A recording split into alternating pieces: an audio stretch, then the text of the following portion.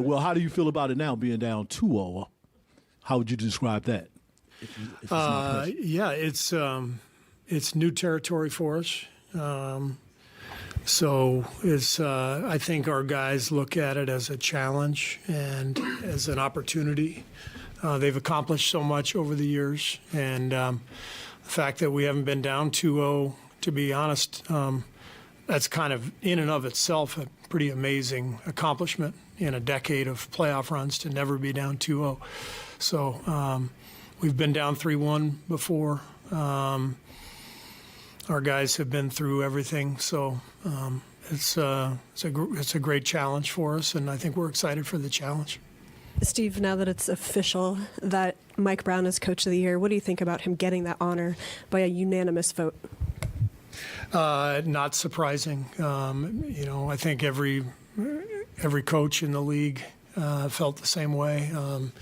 Mike's done a brilliant job.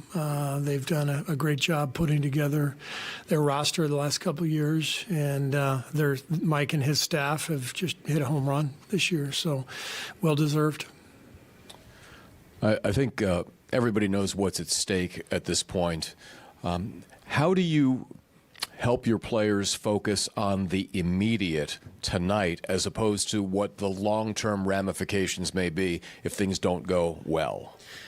Players don't really think about that stuff. And I don't either, to be honest with you. It's just we have a game to win, and our immediate focus is always on the next day, and we have to live that way throughout the regular season. You have 82 games. You get all kinds of adversity that comes your way, and you get sort of conditioned. And as a coach, you try to help condition your players to focus on just the next day, and that's it. And so I think we leave all that other speculation to everybody else.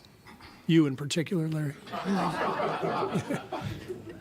Steve, I'm sure over the years you get used to seeing certain faces. E40 is a big Warrior fan, and he put out a statement with the Kings yesterday. There was a misunderstanding up there in Game 1. But how much do some of those faces, celebrity faces, who are here year after year, kind of mean to you to see them and their dedication to your team, supporting your team?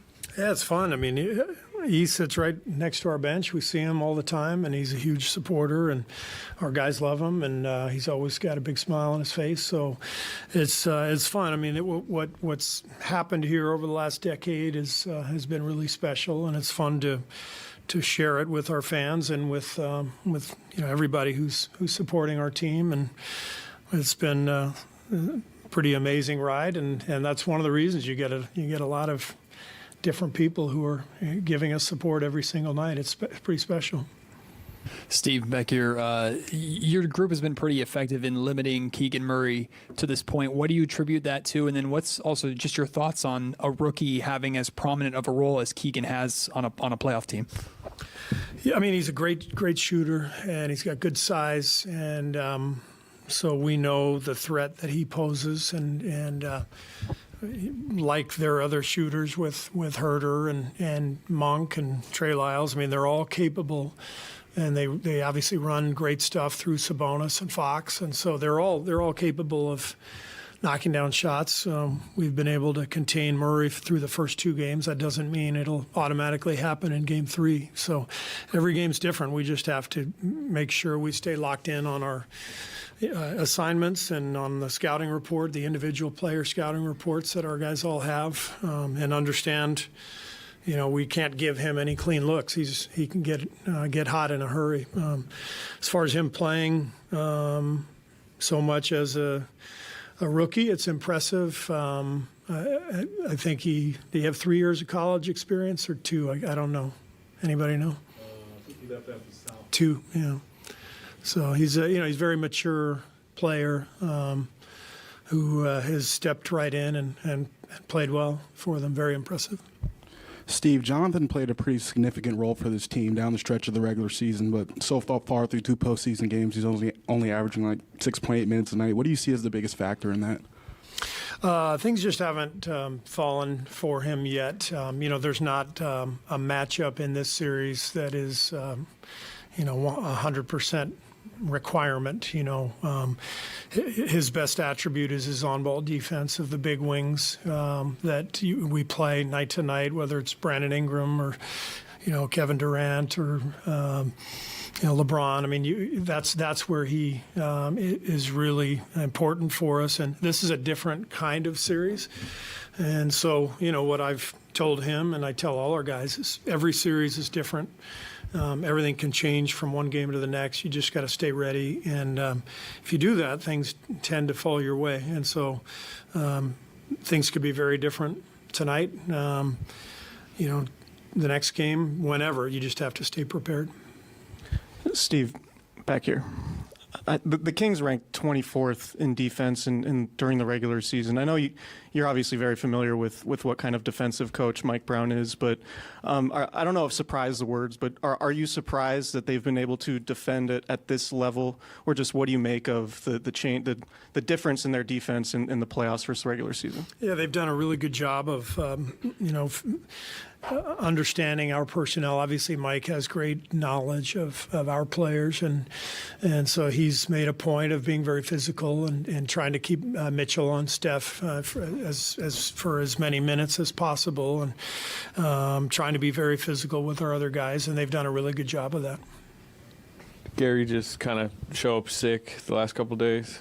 Yeah, yesterday he was sick and missed practice, so he's still sick, and we'll see if he's able to go. Is he in the building? I don't know. Okay. And then as far as rebounding, I know it was I think they're grabbing back like 37% of their misses. What's gone wrong for you guys in that area, and do you need to play bigger potentially, especially without Draymond? It's definitely a possibility. I mean, we have to feel the game and see where it's going, but I think game one was much more of a technique problem. We were better in game two with our box outs. We only missed a couple. We missed a ton in game one. We were ball watching, off the ball. Everybody was just turning and staring at the flight of the shot instead of turning and finding a body. And that was that's what led to the 17 that they had. And game two was better, but there's going to be a lot of long rebounds. We got to do a better job of being the first to the ball, being the aggressor. Hi, Steve. Jason Anderson with the Sacramento Bee. Can you elaborate a little on Davion and just your impressions of him defensively and kind of how he's going about guarding Steph? Well, he's really strong. He's really good on the ball. He's got good lateral quickness, and he's an older young player. He's got experience. He's a national champion. He's been in big games, so he looks very poised out there, and Mike has given him a job, like just go get into Steph every play and make it as hard as you can for him, and it suits his skill set very well. So he's playing well. Hey, Coach. Colin Ward-Henninger, CBS Sports. You mentioned that your teams, a lot of your players have been through everything in a playoff setting. That I'm sure brings confidence. As a coach, how do you help strike that balance between the confidence that they have, but also the urgency and energy that they need in this particular game? We show them tape. We show them good possessions. Say we need more of this. We show them the bad possessions, why we're getting into trouble. I think game one was mostly shot selection offensively. Game two was turnovers and really poor decision making. I told them yesterday still the greatest quote about the game of all time is the John Wooden quote, "Be quick but don't hurry." It summarizes everything you need to know about the game. And I think the first two games our guys have been in a hurry. They're trying so hard to make plays. We're either taking shots too quickly or trying to make plays that aren't there and turning it over. We got to be more patient, more poised.